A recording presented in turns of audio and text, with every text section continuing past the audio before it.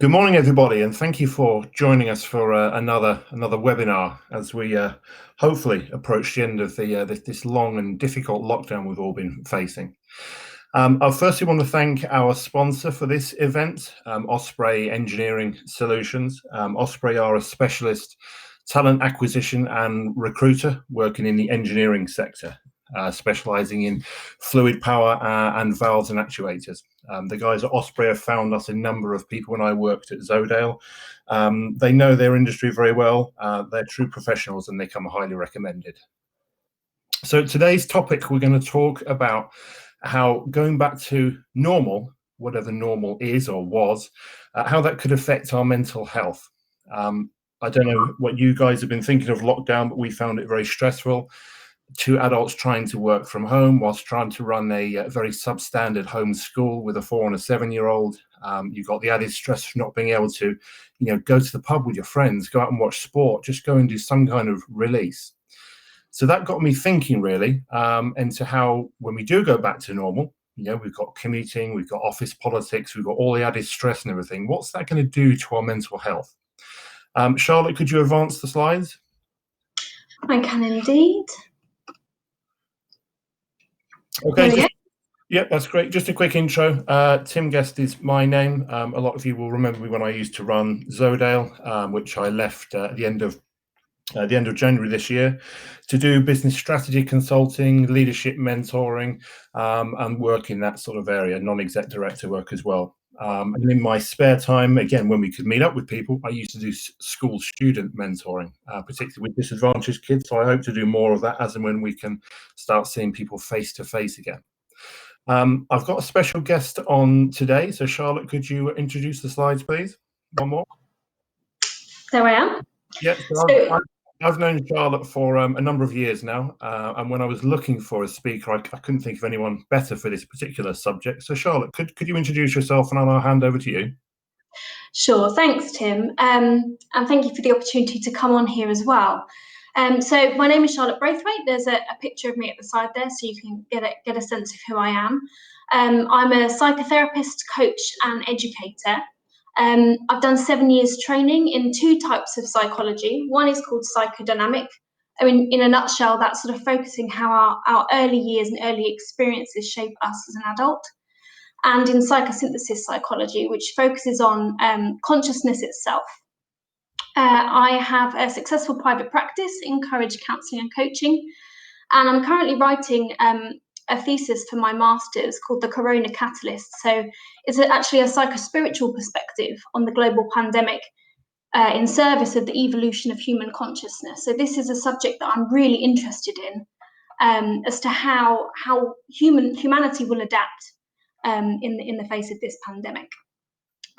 There's also just my contact details of the different social platforms at the bottom there, which will be shown again at the end, but it would be really great to connect after. So to kind of kick us off, I just want to set a really loose agenda. We're going to have a bit of a reality check and a reminder of what we're kind of nostalgically calling normal, but actually we had a mental health crisis before. So normal was never really normal. So I'm going to kind of touch upon that a bit. Also provide just some really quick stats of a research project that talks about the impact of lockdown itself.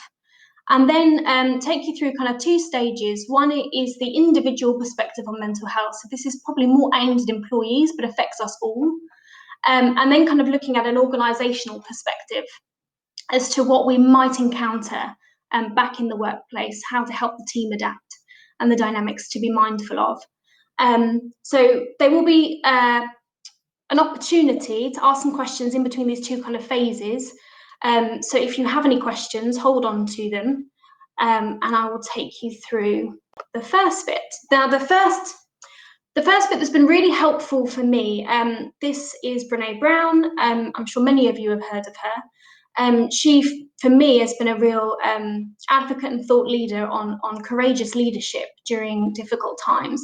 This was a quote that she recently published, that the pandemic experience is a huge experiment for collective vulnerability. We can either be our worst selves or our best selves. And she introduced me to this concept of an FFT. Like if you've got small kids, maybe put them out the way for a second. FFT stands for effing first time. And this has been really helpful for me, my clients, and the organisations that I've supported, as a reminder, whenever you're going through anything new, and there is the stress and the pressure that we think we have to get it right, or that we should know what we're doing, remind ourselves that this is an FFT. This is a fucking first time. I don't know about you, but this is my first pandemic, and none of us have got a textbook or a rule book of how to deal with this. And that counts for both ourselves as an employee or as an employer. Neither of us have ever done this before. And to hold that in context, I think, is really important when we're feeling the pressure of this situation. So as a bit of a snapshot, I'm not going to go through all these stats. There's also links at the bottom of the presentation just to where I've got this information and sources for, so you can have a look for yourself. But as a snapshot, that our previous normality was not normal. This was the reality of mental health in the UK in 2019, before the COVID-19 breakdown. And really, we had some pretty scary stats. 1 in 4 will experience mental health problem each year. I think a really shocking one, that essentially 75% of all suicides were male. And this is the single biggest killer of men under the age of 45 in the UK. I do want to draw attention onto one of the stats, which remember, this was 2019, that at that point, 13.7 of people were working from home in the UK that were surveyed, and 53% felt that they would be more productive working from home. Now, I think it's important to, again, hold in context that that's going to be a much bigger number now, but also we may not be feeling so productive whilst trying to run a homeschool, exactly as Tim was saying, and just the mental fatigue and strain of what we're going through in this pandemic. And I think a thing that's really important is that we accept that things are not going to go back to this nostalgic normal that we're finding ourselves perhaps looking back with rose-tinted glasses, perhaps not. And that in order to manage our own mental health and our own expectations, the best thing we can do is accept this reality, learn how to adapt effectively, and unfold to whatever new normal we're going to come back to. So in terms of the research that I quoted before, so this, in terms of the presenting crisis, part of the crisis itself is being locked down. I wrote in a magazine for this month about the impact of COVID-19 on people's mental health, particularly reference to my clients. But within that, there was a research study that was quoted, done by the University of Sheffield, which surveys different levels of mental health, anxiety, depression. And they highlighted that the day before lockdown, so Monday the 23rd of March, there was a 16 and 17% in regards to depression and anxiety that was reported, which immediately jumped up on the following day. I'll go into sort of the specifics of why that might be. In actual fact, that a bit of a confusing message that lockdown itself is meant to keep us safe, and yet we can feel quite imprisoned in that safety. And it's also, I think, significant to hold on to the fact we don't know what the long-term impact of this is going to be. We certainly know from a physical health point of view what's happening far better than we do from a mental health perspective. But we do know that this is going to have long and deep impact on people's mental health, right the way from those of us who are just struggling at home and trying to manage social distancing, all the way to people on the front line who are really in the thick of the collective trauma happening. So really, to kind of go to the first proper stage of this presentation, my intention for this is aimed at the level of the individual, so more for kind of employees, which is all of us, whether regardless of whether we're an employer or employee. But what I want to do is normalise some of the difficult emotions that we're experiencing in lockdown, what we tend to mean by mental health, and a brief kind of psychoeducation on the brain basics. So what's happening to you and how to normalise that. The 4 Fs, which I'll explain, which is about how we respond to stress and trauma. The concept of perma-stress, which is quite a new term that's infiltrating its way through in the psychotherapeutic world, how to support our mental health and how to best approach ourselves in times of stress and struggle, with an opportunity for questions and reflections after. So first slide, really what I want to do with this is to name some of the feelings and the emotions that we might be experiencing. Certainly I'm experiencing these. My clients are all shouting from the same hymn sheet that they're feeling these too. And sometimes we have difficulty in accepting our feelings and tend to kind of squash them down or think we shouldn't be feeling certain feelings. So the feelings that I've really resonated with and that my clients are is the fundamental one, I think, is fear, which really taps into our primal brain, which is what do I do if I get the virus? Am I going to live or am I going to die? That's kind of the fundamentals. We also have grief, and I think what I can't stress enough is that this isn't just about the grief of loved ones who we may have lost, or loved ones of other people that we know of, but this is collective grief that we're going through across the globe. And with that collective grief, what tends to happen is that this triggers old and historical grief that's unresolved. Everybody's sort of coping mechanisms of how they'd usually cope with emotions or difficult feelings, or we tend to avoid them, or we try and combat them. We go to the gym, we bury ourselves in work, we do hobbies and things quite often to distract ourselves from difficult emotions that we're struggling to process. And many of those coping mechanisms have now been taken away, which means there's a stillness that tends to evoke old trauma to the surface. So many of my clients that I'm speaking to at the minute, whilst we're talking very much about the pandemic, but we're also talking about stuff way back in their history that all of a sudden seems to be rearing its head, which is a total normal response to the situation at large. But I think it's important to highlight that because that can really throw people off guard. To kind of quickly name the others, so anxiety, I think that speaks for itself, and also the anxiety of homeschooling. I don't know about you, but I'm caught between trying to hold my professional head and contain my clients and support them, and then also feeling the guilt, which is also on there about am I neglecting the kids and their homeschooling, what support do they need? Loneliness, including, and I've put in here specifically, Zoom fatigue. I don't know about you, but I'm totally zoomed out, especially with quizzes.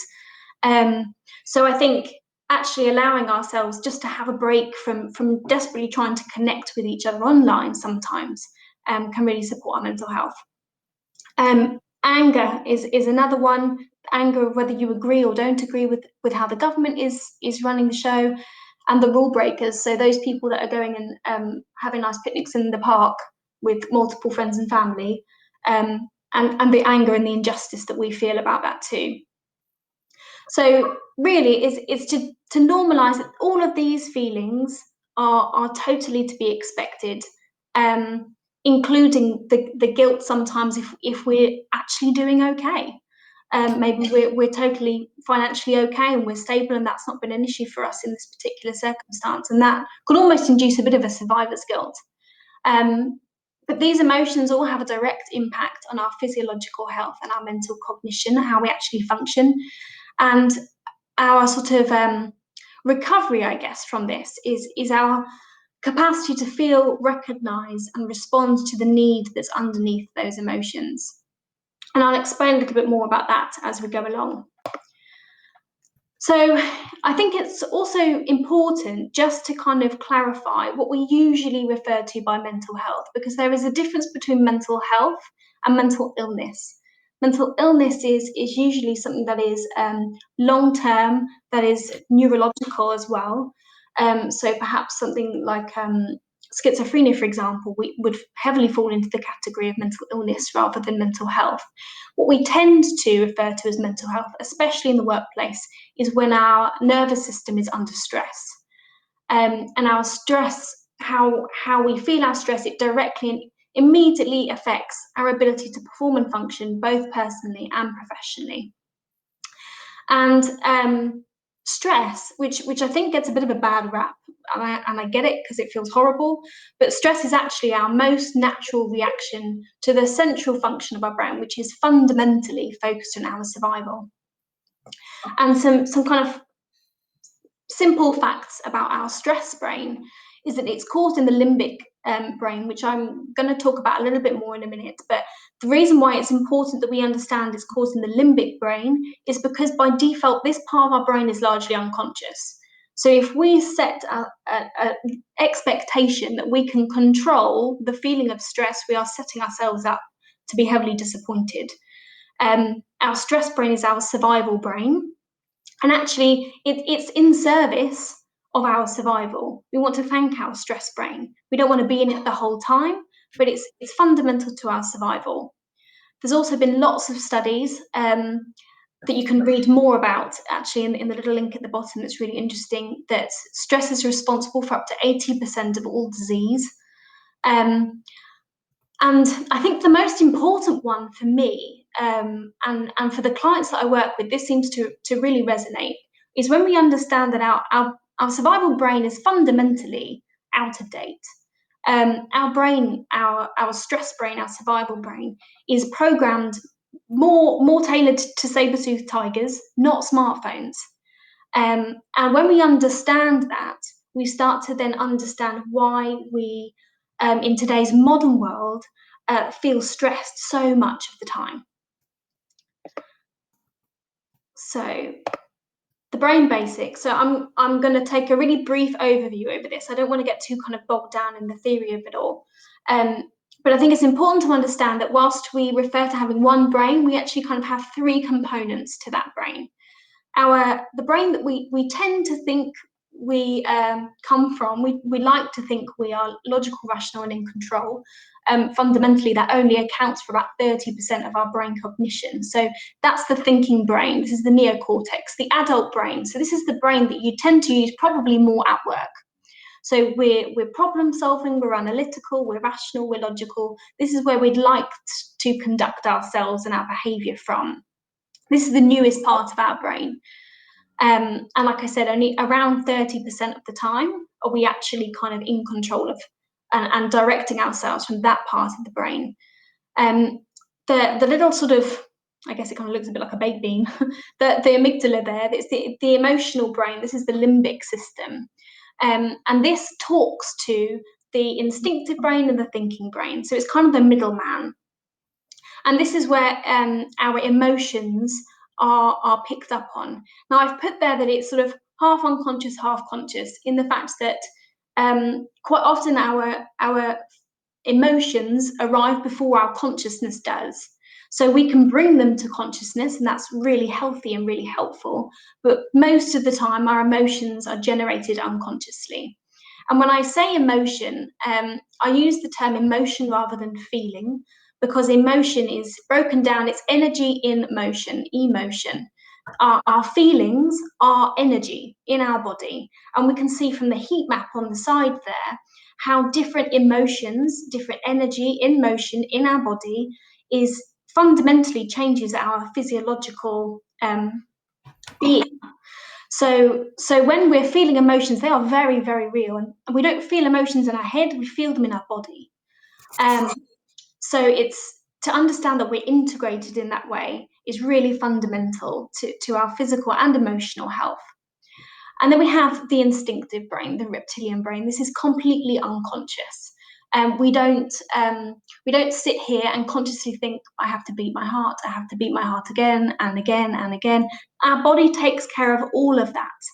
And that part of our brain is fundamentally focused on survival. And when we are under stress, what happens is our thinking brain, our neocortex, our adult, logical, rational brain kind of goes offline. and our emotional brain and our instinctive brain fire up, ready for survival. Now, if we sort of put that again within the context of the saber-toothed tiger, if a saber-toothed tiger hundreds of years ago we were faced with, we wouldn't have to sit there. It wouldn't serve our survival to sit and kind of rationally and logically try and think about the statistics of our survival. Our limbic brain and our reptilian brain would kick in, and we'd enter kind of fight-flight mode or freeze-flop that I'll talk about in a minute.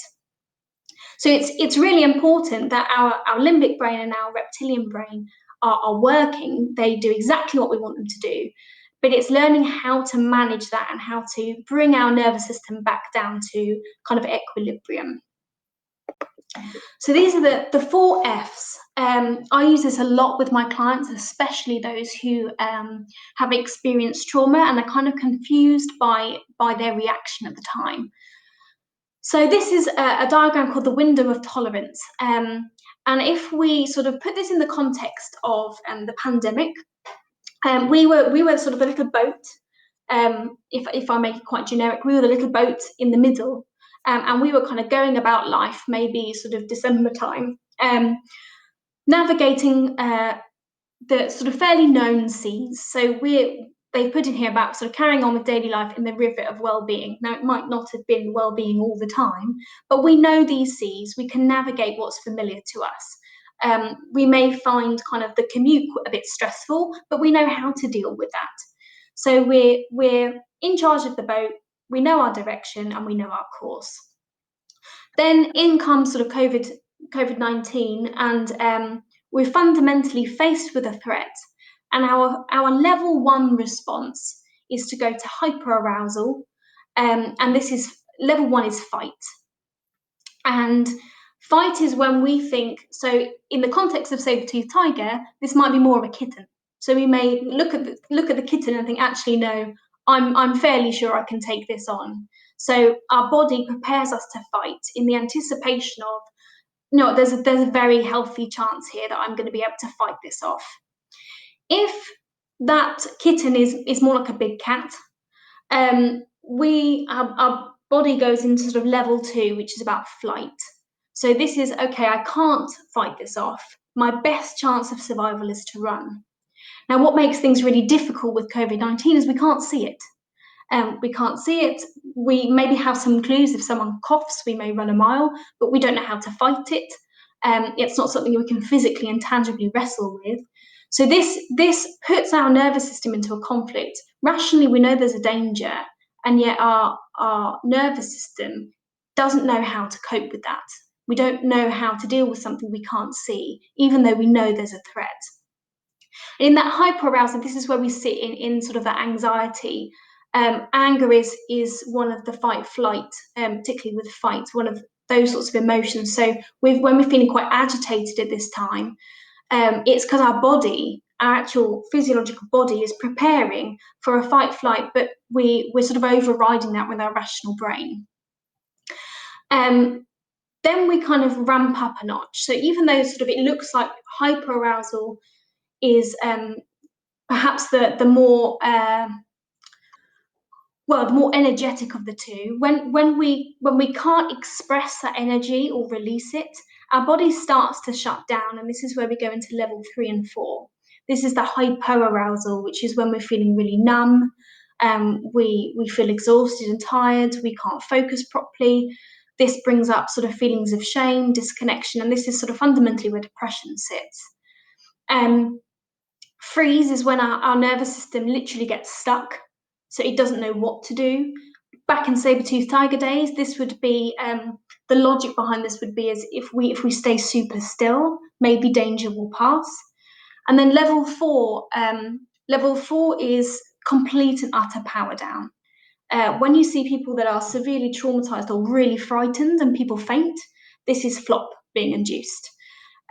Saber-toothed tiger days, again, this would have been if I look like I'm dead, hopefully then no one's going to eat me. So complete and utter power down. Now I've circled 3 because this is sort of where I see kind of us at the minute, in terms of in lockdown, we've been induced into a bit of a level 3 freeze. We're kind of stuck. We're stuck in our homes. Our bodies can't do our usual fight flight. We can't go anywhere. And so actually our natural way of releasing this stress and this trauma and this energy in our body has been repressed and stuck. So when we are able to get out and about a bit more, it would be likely that there's going to be a lot of nervous sort of hyperarousal energy around, people getting super active in an unconscious attempt to move that energy out of their body. I also just put a little asterisk of sometimes 5 rather than sort of 4. Somewhere in there, I don't know if any of you guys will resonate, but when we fornicate, when we people please. So if we're faced with perhaps a work confrontation and then suddenly we become really nice to the person, it doesn't really make any sense. This is another attempt to try and almost like charm danger, de-threat the situation in that circumstance. So perma-stress, and I think this is so crucial in our understanding of the stress of normal. This is a relatively new definition. And I put the full definition there, but I've emboldened some things that really stand out, and that is about the permanent or semi-permanent low-level stress that is consistent and it doesn't really stand out in a new way. What I mean by that is it might be the commute, it might be the school run, it might be difficult work dynamics, it might be kids screaming and we just can't think. And in that continuous sort of stress mode, we experience sort of general feelings of tension, stress, and overwhelm, but we're not really sure what it is that's triggering us off. And in that state, we have some physiological impacts and some mental health kind of indirect impact.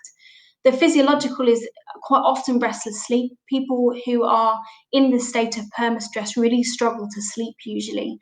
Fatigue and general exhaustion. Part of what we're experiencing at this minute is, even though we're quote unquote not doing anything, perhaps at home if we've been furloughed, or we have this sort of rational thing of we're not exerting our energy and yet we're permanently exhausted. And that is more just from a continuous overstimulation of our mind. It's the stress hormone is we want to, every time we get stressed, we want to fight it, but then we can't, so we kind of collapse in our exhaustion. Direct immune function, that it reduces that, and that right now is so important. Chronic pain, headaches, muscles. I know when I experience stress, even the slightest little movement in my chair and I could pull a muscle, and that's because our muscles are in that hyper alert, hypertension. And then things like just increased blood pressure and the increase also of heart issues. From a mental health perspective, this can come indirectly, kind of come across as quite defensive, aggressive.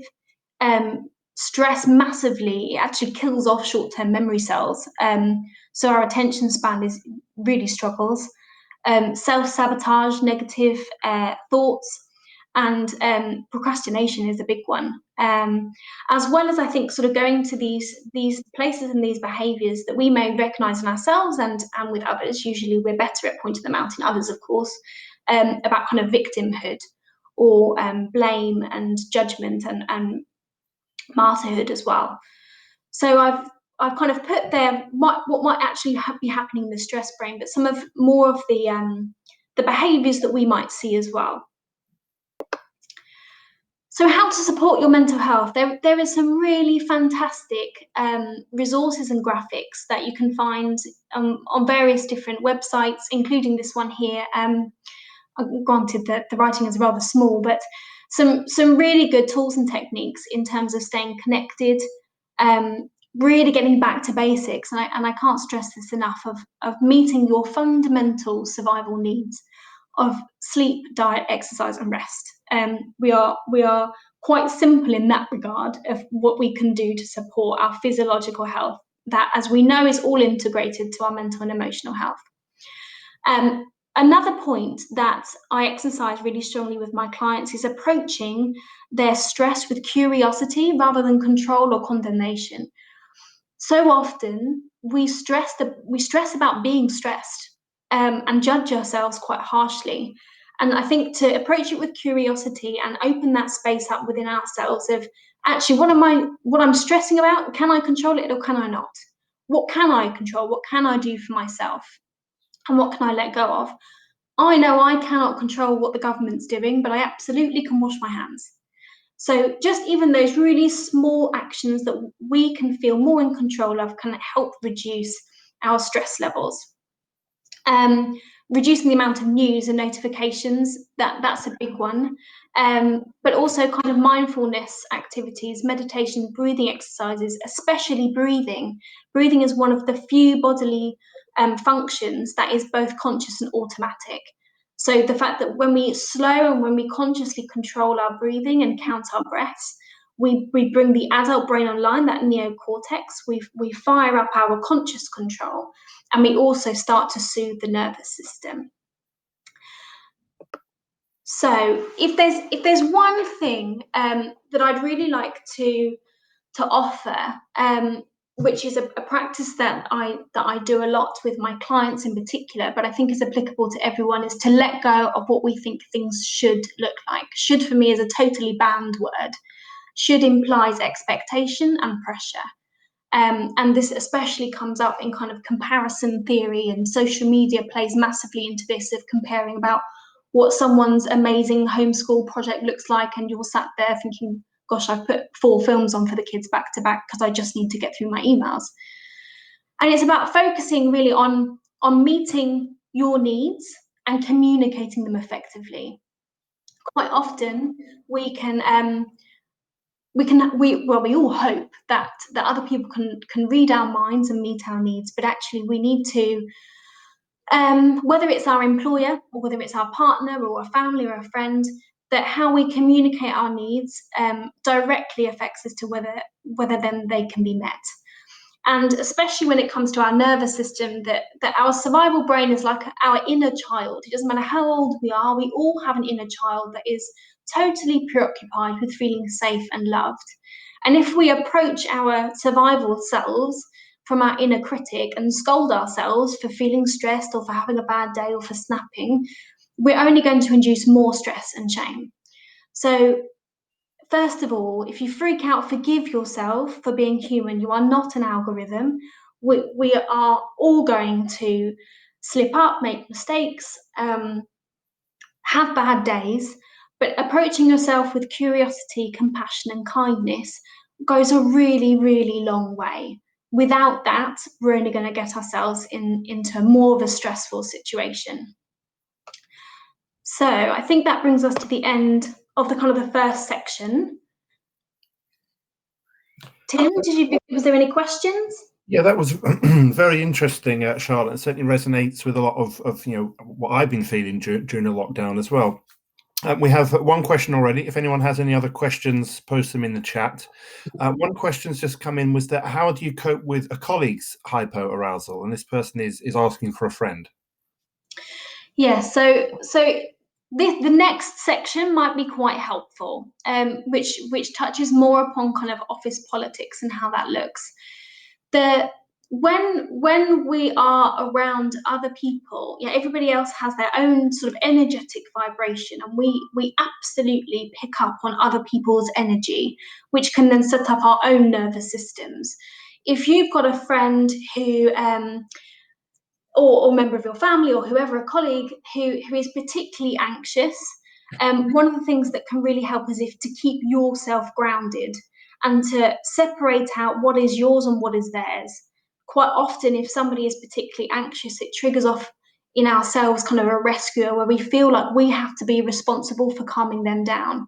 If we can, by all means, encourage them to switch on their adult brain. So if you can talk to their adult rather than their kind of inner freaking out child at that stage, that can be a really helpful way. It's tricky because we cannot control other people. We struggle to even control ourselves half the time.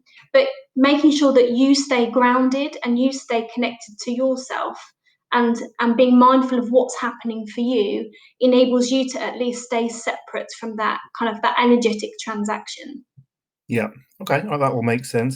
And that kind of ties in with the next question that I guess you'll probably answer in the next section, which is any tips any tips on how to broach the subject of mental health with a colleague? There might be a couple of suggestions in the next section. One of them, which you'll see in a minute, is I think you know what there is still absolutely a stigma and a taboo around it, but the relief of someone just naming it and just saying how are you feeling and asking how's your mental health right now? You know, I'm really struggling. I think that the empathy is a direct antidote to the shame that often surrounds mental health. It's about practicing the language and normalizing the language.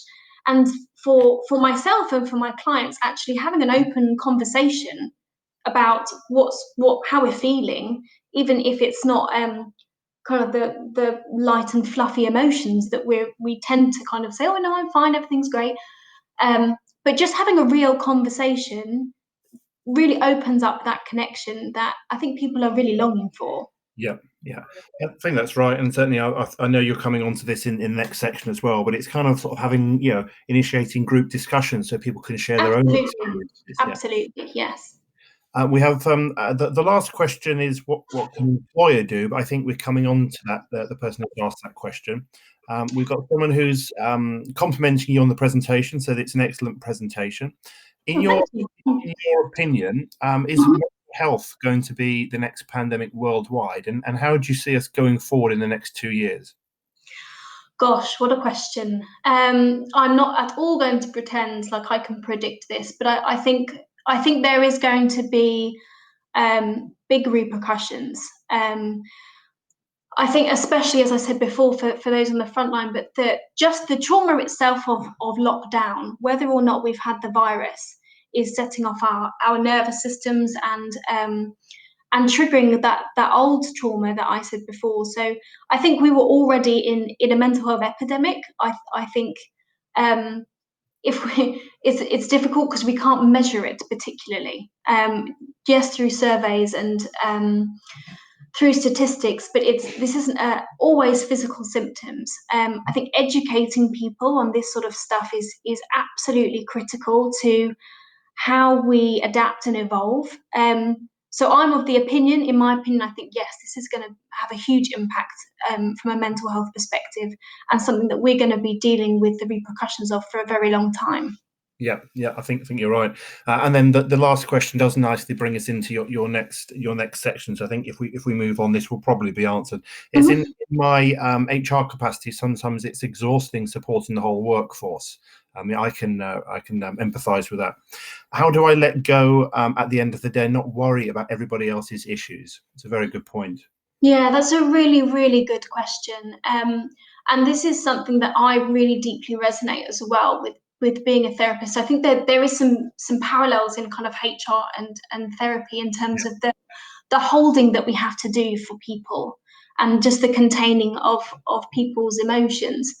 Um, as I said before, practices like mindfulness, meditation, yoga, breathing, even if you're quite a mind dominated person, that separating out in two columns, I do this quite often, being quite mind identified, of trying to find my adult brain of what am I in control of and what am I not in control of, what am I actually responsible of and what I'm not responsible of. Fundamentally, we're mainly responsible for our own behavior. The behavior of others we can kind of tolerate, but we're not responsible for. So definitely those sorts of practices people have found really helpful, myself included. When I come away from my clients, I kind of have a bit of a decompression routine that I do in just spending a few minutes just to ground myself again and to consciously bring myself out of that workspace and into my own home space.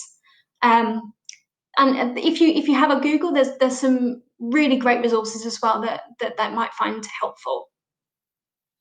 Excellent. Okay, that sounds good. So that leads us into our last section of the presentation, Charlotte. So I shall hand over to you. Okay, thank you. So yeah, this I'm hoping this will kind of answer some of those questions in a bit more detail with some ideas. And I also want to stress I'm by no means HR consultant, nor equipped to kind of advise explicitly on policy, but I do have some insight and some thoughts that have worked quite effectively in other organisations. So I'm going to share them with you. So loosely, this is what sort of the intentions are of how to identify signs of stress in the workplace that we might otherwise just kind of dismiss as people being difficult and awkward.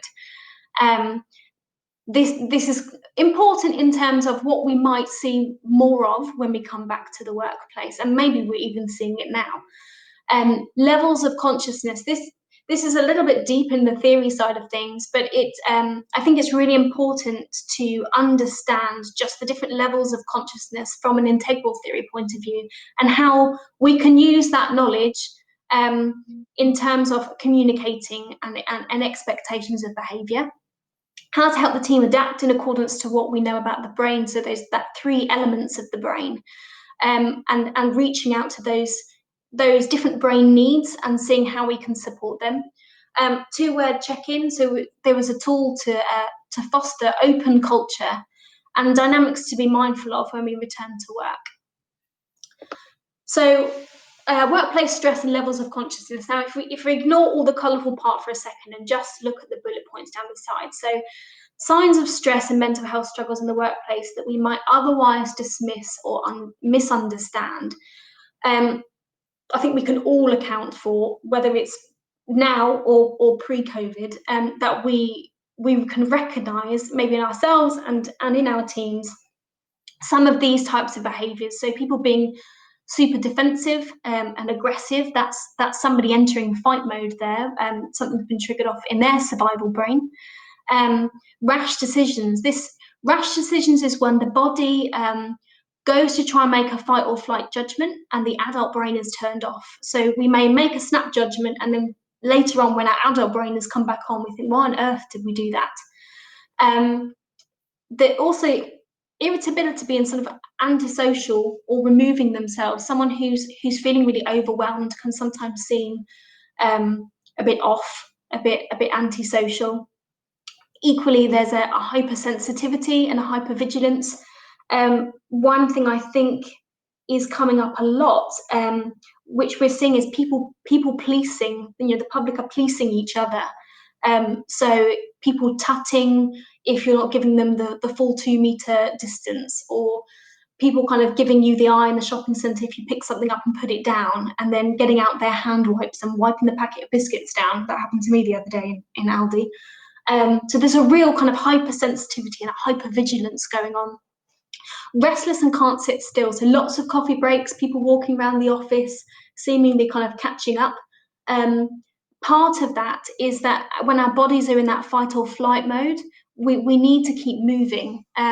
So people are often quite fidgety and restless.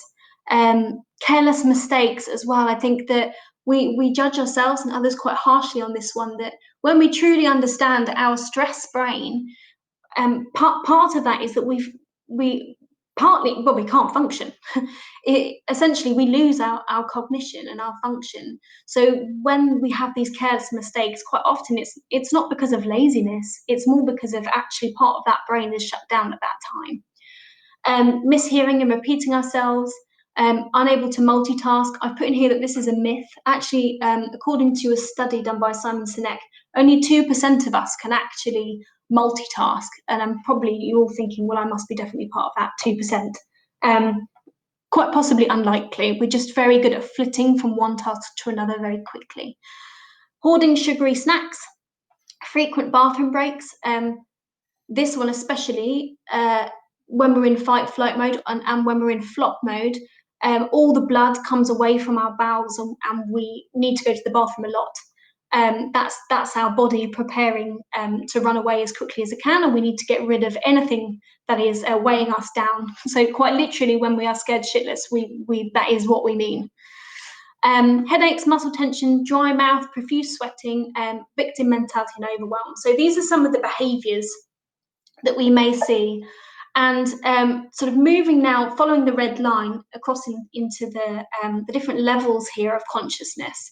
And all of these behaviours, including, and I'll be quite specific, including people just being quite rude.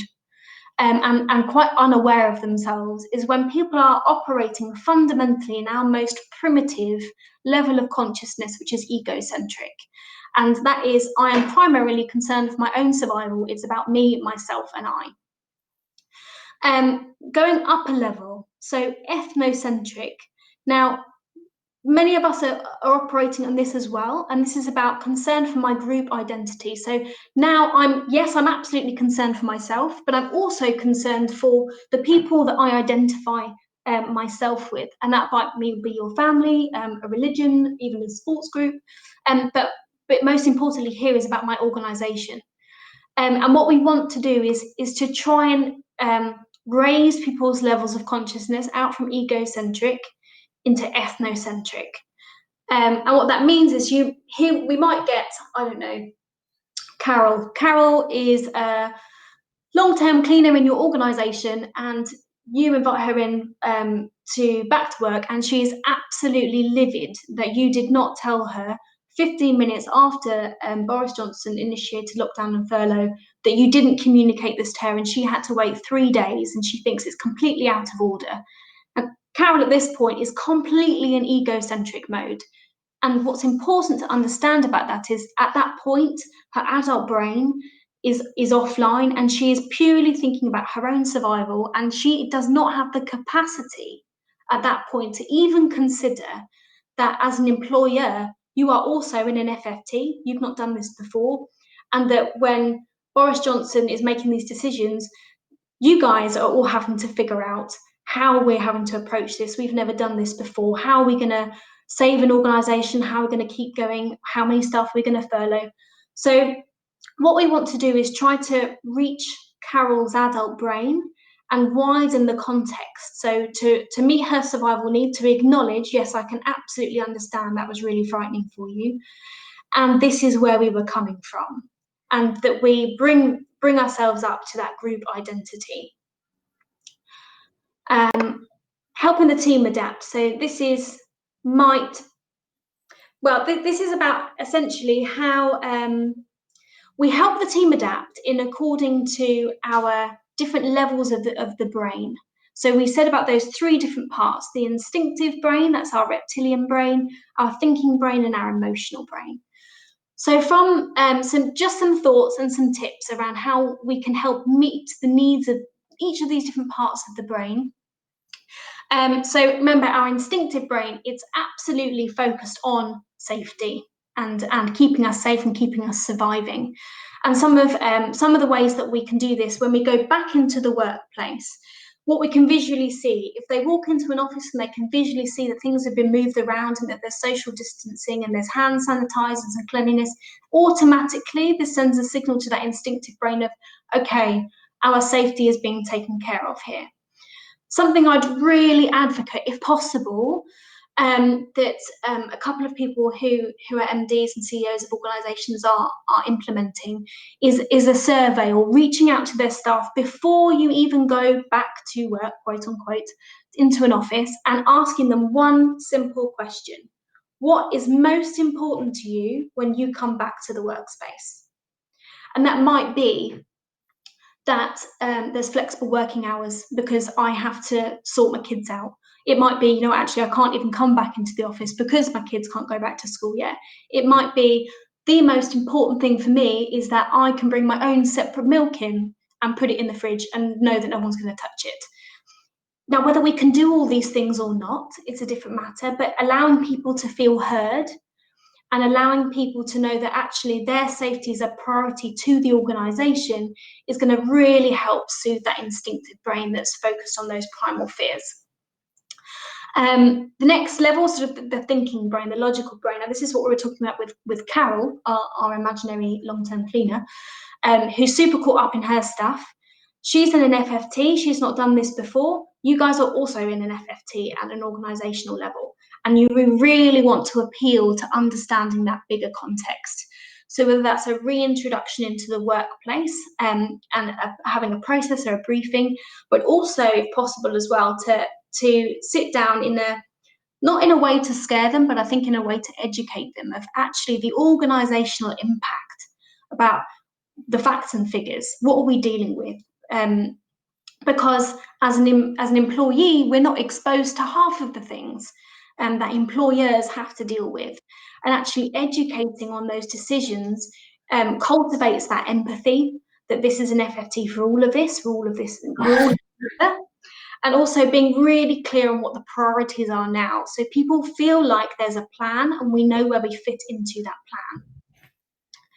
From an emotional point of view, and I guess myself and my role here as a psychotherapist, but also as a coach that uses my in-depth psychotherapy to really support organizations and individuals, the emotional brain is quite often where we experience a lot of the tricky stuff from. It's the office politics, the difficult emotions, the challenging conversations. That this all is part of the emotional brain that fundamentally looks to feel seen, heard, and understood.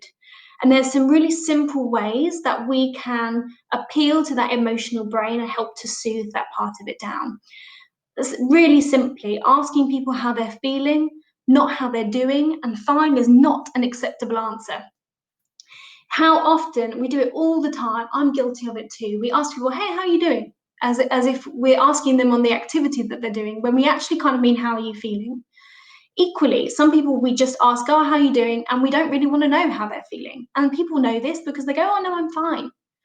I have a saying with my clients that when they say that they're fine, I ask them with the acronym of fine, are they freaked out, insecure, neurotic, or emotional? Which one? And just actually by acknowledging what is it that you are feeling, people feel like you actually care and that you're asking to connect with them rather than an activity that they've been doing. Again, this is another, if possible, would really strongly recommend this. To have some sort of reconnect meeting that is not about facts, figures, getting back to work, but is just to get a sense of what everybody's lockdown experience was like as an individual. And sharing those experiences really fosters awareness of what others have been dealing with and compassion. We may have, we all have prejudices and assumptions within the team as well as an employer that maybe Jeff has been home and Jeff doesn't have any kids, so we think, well, he's kind of been furloughed and he's had it easy. But actually, when Jeff comes to the meeting, he shares that he's been in lockdown for, I don't know, circa 10 weeks and hasn't had any physical contact in that time. Or perhaps actually Jeff's been looking after a really sick elderly relative and he's had lots of conflicting emotions of whether he's breaking social distancing rules or should he care for his elderly relative.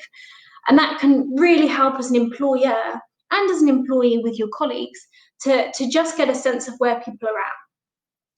And if we can't kind of give that so much space, or even something that Simon Sinek and Brené Brown have championed, they do with their teams, and that I've facilitated in other team meetings too, is just a 2-word check-in. Pandemic or no pandemic, this really helps. And I will show you how it works. So 2-word check-in, that at the beginning of each meeting, we just ask people to take a couple of minutes to come up with two words that describe how they're feeling. And it's just a 2-word. Now, some people actually really struggle to identify what it is they're feeling. In the middle of this wheel of emotion here, we kind of have the fundamental emotions that we might kind of go to. These are the basic ones that we kind of get to know when we're a kid. And then as we grow, our vocabulary hopefully starts to expand and we start to recognize the subtle differences between our feelings and our emotions. So if somebody comes in and they say, actually, I'm feeling really sad, is it that they're feeling sad, or are they feeling fragile? Are they feeling grief? Are they feeling powerless? Are they feeling disappointed? We kind of tend to overgeneralize with our language. And if we overgeneralize and we can't communicate effectively, then it's a pretty tall order to expect others to really effectively understand what it is we're saying and where we're coming from. So even to take this wheel of emotion, put it up in a meeting, put it on a desk, and just say, pick 2 words of where you're at. And then at the beginning, when we check in, we just check in with those feelings. And If I say, oh, yeah, I'm Charlotte and I'm feeling really nervous right now and a bit afraid, we don't have to go any further with it.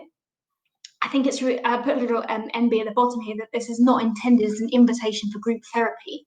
It does need to have a boundary with it. But what it does do is it enables the team and the facilitators to get a sense of where I'm at. And we can then hold that in context and adjust how we then communicate, how we might approach you. It may initiate maybe a check-in separately as to, hey, look, I noticed that you said that you were feeling kind of sad, or you said you were disappointed. What's going on? Is everything okay? And just in itself, that kind of puts a little bit of a tick in the box of, okay, you kind of know where I'm getting at. And if I'm a bit short and snappy, we can hold a lot more compassion there if we kind of get a bit of a heads up. So some dynamics to be mindful of. This was just kind of some brief bullet points, except that what we will return to is not going to be normal. Again, we kind of touched upon that it kind of never was. But the fact that things are not going to be quote unquote normal, even in the sense of perhaps just being able to commute into work in our usual style and be able to sit at a desk and have lunch breaks and things, that's not going to be for quite a long time, it seems. That return to work will not be business as usual. Fundamentally, we're probably going to be impacted as an organisation. And being mindful of team dynamics at play. I'm having a lot of clients who either have been furloughed or who've been laid off, or people who are still sort of half kind of working, sharing kind of the dynamics that they're experiencing, and they're not even in the office yet. This is more just playing out on Zoom quizzes that are being forced upon them every Friday. But the resentment between staff of who had to continue working and who was furloughed. Also the different lockdown experiences. So the assumptions that we said earlier about Jeff might not have had kids, so we thought that he would have an easy lockdown experience, but actually that may not be the case. And a competition of who had it worse. I'm sure we've all had an experience of somebody in our lives that we've encountered who, when you say, oh, I broke my arm, they go, oh, I broke my leg, and it was much worse than that, and you had it easy. And I think that's going to foster a lot of this. Of kind of who had it worse, and part of that is again our survival strategy, of if we kind of had it worse, then we kind of feel better about ourselves in a bizarre kind of backward way. The expectation to just pick up where we left off, especially as I said, if people go to that hyper arousal where their coping strategy, that's just their coping style is to get super busy, super active. They're going to be the ones who are going to be like, right, let's crack on, let's get to it. Perhaps they're even relieved to be back. And other people are really not going to be in that same state. So I think that's important to differentiate and set expectations for as well. Difficult decisions around redundancies and layoffs. Gosh, this is something that I'm hearing a lot about. Right now, some companies are kind of surviving with furlough as it is, but if that changes, then they're going to have to make some really tough decisions. And both for employees and employers, that notion of this is an FFT and we're kind of doing the best we can right now is really important to hold on to. And just as kind of a final note about our go-tos when we're under threat is normally to shame others, to blame others, and to judge others. That can be really difficult behaviour to tolerate and to be around. And I'm not gonna sugarcoat this at all. It's gonna need a shit ton of compassion. Being really crude about it. This is really going to test our patience. And again, I think patience for me, patience is not some serene, divine looking being that sits there like a monk, sort of able to hold it all. Patience, my definition is patience is the capacity to tolerate frustration. And we are going to be super frustrated, in ourselves, in our home lines, in our workplaces. And this is why doing those personal and individual exercises like mindfulness and meditation are really important to just help manage our patient's capacities. And finally, just at the end, some lines of support. So we're not expecting, no one's expecting, and maybe that's an expectation you want to check yourself out with, that everybody needs to become a psychotherapist or a counsellor, and that we need to be counselling people through all of their personal and professional stories and struggles. There are some really great support systems out there. Mind and Samaritans are the two that I would absolutely wholeheartedly recommend. They have some really good free resources, and also hotlines that people can talk to. That is free, that is entirely confidential. Mind also have their mental health first aid courses. I'd highly recommend this. Lots of organisations are now moving in this kind of direction. This is not so that they're training their staff to be counsellors again, but more that so that people can spot signs of mental health in the workplace, and there can be a rep that people can go to kind of channel the support and the resources that are needed.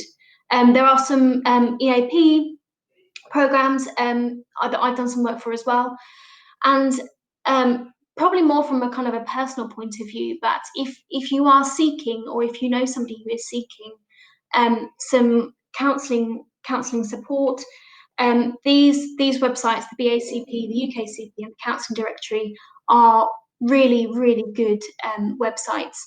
Everybody who's on there has to be registered and has to be accredited, which just filters out a bit of a worrying sort of issue, which is about people kind of doing like a 12-week online Groupon course and then calling themselves a psychotherapist, and that could really do harm to people's mental health. So those are sort of the resources that I recommend. Also, all the links in the slides before, there's some really great resources on stress, if you want to kind of self-educate. But otherwise, I think that is, yeah. Any questions? Tim, I don't know if you want to check in with that. Yeah, that was fascinating. Thank you, and a lot of those points sort of resonated with me. And I think it's just the communication really between people, and certainly, particularly men, find it very difficult to talk about their feelings and how they're doing in things. But certainly, my group of friends during this whole lockdown, we've got a separate WhatsApp group where we kind of use it to discuss things we're finding hard, and it's really interesting to find that people are going through the same thing. And it's giving people that feeling that it is okay to feel not okay sometimes, and as employers to make sure that we're approachable, and it's okay for people to come to and say, look, I'm struggling, anything you can do. We have a couple of questions that are survey related. One of them is looking for an example of a back to work survey. I think I might be able to help with that unless you have one. And then the last question is it of value to send a survey to staff now and get them to complete it before they come back to work? I personally think so. I think if you can do that before they come back, you're going to be speaking. It gets people thinking about actually what they might appreciate in coming back. And again, it's if we survey them when they're there and they're already kind of in that environment, that you're then sort of surveying them on. So if you can, I think it doesn't have to be super in depth. You could do multiple choice. It could be, what's more important to you? Is it that you sit separately at desks, or is it that you just work from home? Simple concepts, but I think just allowing people to actually think about what is important in going back to the workplace. Because I think for some people, this is really on their radar and they're itching to get back. And for others, it's actually, what I'm most worried about coming back to work is the fact of what happens if you tell me I need to come back, but my kids aren't back from back in school yet. Then we have to initiate another sort of conversation. So I think that the more notice you can give people, this buys you time and them time. Okay, and then the last question is a very valid one, and again, I know a few people who are dealing with this.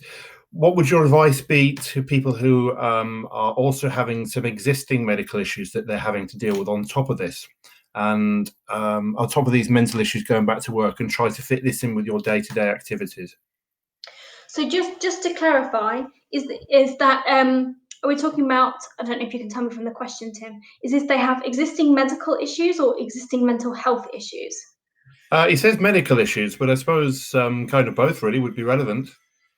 Yeah, so in terms of existing medical issues, gosh, quite a broad subject. But if it's in terms of, I think what I referred to before of in this time, this we're struggling level one with just the pandemic, and then there's all the other stuff that we had before. It wasn't that we were neutral before. Maybe we were experiencing mental health struggles or physical health struggles beforehand.